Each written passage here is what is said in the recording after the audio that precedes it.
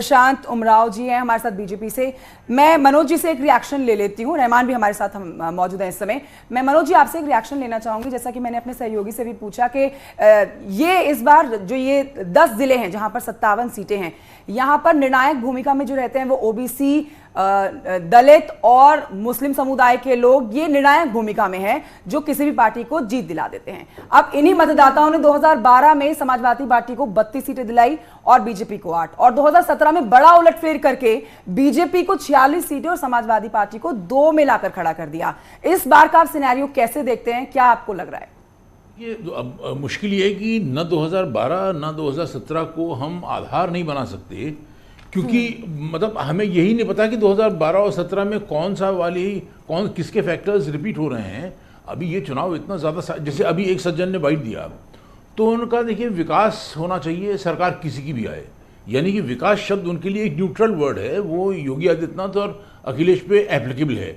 अगले में उन्होंने बिटवीन द लाइन्स कहा कि ठीक है मंत्री हैं वो, ठीक है, मतलब कहने का मतलब कि मंत्री कोई उनके लिए बड़ा पॉजिटिव वर्ड नहीं था, तो अब उन्होंने बिटवीन द लाइन्स जी, इसका मतलब आप ये इशारा कर रहे हैं वोटर दरअसल बहुत क्लेवर है। इस बार की अगर हम चुनाव में देखें, एक साइकोलॉजिकली समझें, वो खुलकर बोल नहीं रहा, वो सबके साथ भी है और नहीं भी है। हाँ ठीक बात है, मतलब देखिए वो एक तो अपना मन बताना नहीं चाह रहा, दूसरा ये कि हम लोग आकलन करें तो किस आधार पे करें। ठीक, एक मिनट आपके पास। नहीं, अच्छा माहौल है और भारतीय जनता पार्टी का कमल खिलेगा। सर क्योंकि यहाँ से 7 विधानसभा देवरिया से आती हैं, तो पिछली बार 6 थी एक समाजवादी पार्टी के पास में, इस बार का माहौल किस तरह का है? सातों के सातों को जीतने का, और उसी हिसाब से जो है वो हम लोगों ने प्रयास किए हैं, कमल के फूल खिलेंगे। तो कृषि मंत्री सर मुद्दा सर अगर मुद्दा सर देखा जाए तो मुद्दा सर कौन कौन सा मेन है अगर यहाँ का जनता वोट कास्ट करेगी? देखिए, और यहाँ पर विकास को गति दी जाएगी। यहाँ कुछ क्षेत्र पंचायतों के निर्माण किए जाएंगे। इस पूरे विधानसभा के भीतर 5 से 6 क्षेत्र पंचायतों का निर्माण किया जाएगा। उसके काम भी हम लोगों ने शुरू कर दिए थे। सेंसस की वजह से वो अंतिम निर्णय पर नहीं पहुँच पाए, लेकिन वो काम पूरा हो जाएंगे। इसी तरीके से कृषि विश्वविद्यालय की स्थापना के लिए हम लोगों ने जमीन की कार्रवाई शुरू कर दी थी और उस पर कुछ हम लोगों ने काम भी कर दिए थे, लेकिन अभी आगे आने वाले दिनों में उसको भी पूरा कराया जाएगा। और आदरणीय योगी आदित्यनाथ जी ने इस बात को कहा है कि देवरिया में एक बैतालपुर के निकट जो है चीनी मिल की स्थापना कराई जाएगी। ब्रह्मा शंकर त्रिपाठी ताल ठोक रहे हैं आपके सामने और 7 आपके मित्र भी माने जाते हैं, आ चुके हैं, तो कैसे देख रहे हैं इस वाले चुनाव को? कई बार वो मेरे से चुनाव हारे भी हैं और अभी 2 चुनाव हार करके वो यहाँ पर आए हैं, तो मैं तो यही देख रहा हूँ कि भारतीय जनता पार्टी ही यहाँ से जीतेगी। एक आखिरी सवाल मैम, आप भी यहाँ मतदान करने आई हैं, क्या लग रहा है, क्योंकि फिर से मंत्री जी यहाँ मैदान में हैं? अच्छा लग रहा है, बीजेपी का अच्छा माहौल है, सब लोग बीजेपी को वोट करने जा रहे हैं। तो क्या इस बार भी मंत्री जी जीतेंगे? बिल्कुल, उनके काम के उस पे तो जीतना चाहिए जितना उन्होंने काम किया है। किसानों को लेकर लगातार वादे किए। धन्यवाद हमसे बात करने के लिए। कैमरा पर्सन शर्मा के साथ पवन गौड़, पैकेट 3 देवरिया।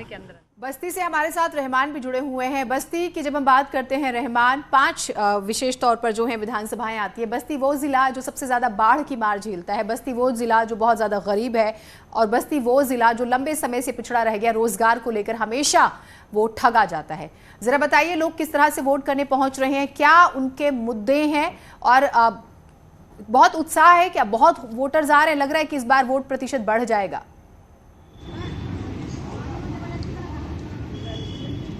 जी बिल्कुल, जिस तरह से इस बार जागरूकता अभियान चलाया गया उसके हिसाब से लोग निकल रहे हैं, लोगों के अंदर जागरूकता है। चूँकि पूर्वांचल जो पॉलिटिकल रूप से बहुत स्ट्रांग है, भले यहाँ लोग गरीब हैं लेकिन जो राजनीति है वो मतलब यहाँ समझते हैं लोग, तो उस हिसाब से अपने मुद्दों के हिसाब से करें। बस्ती की बात की जाए तो 5 विधानसभा सीटें हैं जिस पर लगभग 19.8 लाख मतदाता 54 प्रत्याशियों का भाग का फैसला करेंगे।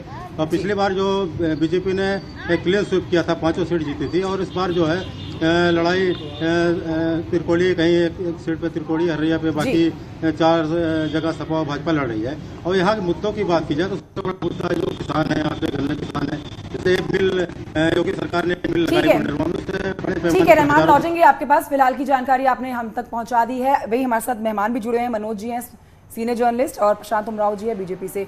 प्रशांत जी, मैं मनोज जी से जब बात कर रही थी उनकी बात अधूरी रहेगी, लेकिन उन्होंने बोला कि 2012 के समीकरण बिल्कुल अलग थे, 17 के बिल्कुल अलग थे। लेकिन अगर मैं बीजेपी का एक स्टैंड समझूं तो मैं क्या समझूं कि जो इस समय जनता है इन 10 जिलों की, पूर्वांचल की, इन 57 सीटों की, ये बीजेपी जो सत्ता की इस समय सरकार है उनके किए गए कामों के आधार पर वोट देने वाली है, या जो और पार्टियां इस समय मैदान में कूदी हुई हैं, जीत का दम भर रही हैं और तमाम वादे कर रही हैं, दावे कर रही हैं एक बेहतर काम करने के, उस आधार पर वोट देने वाली है?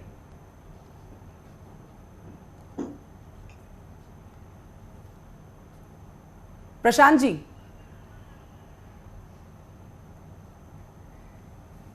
तो प्रशांत जी तक मेरी आवाज नहीं पहुंच पा रही है शायद, लेकिन तस्वीरें हम आपको दिखा रहे हैं और बता रहे हैं कि किस तरह से अब सुबह सुबह जिस तरह से प्रधानमंत्री नरेंद्र मोदी का ट्वीट आया, मुख्यमंत्री योगी का ट्वीट आया, उसी बीच आप पुष्कर सिंह धामी का भी ट्वीट देख रहे थे। चलिए यही सवाल मैं अपने सीनियर जर्नलिस्ट मनोज रघुवंशी जी से दोहरा लेती हूँ।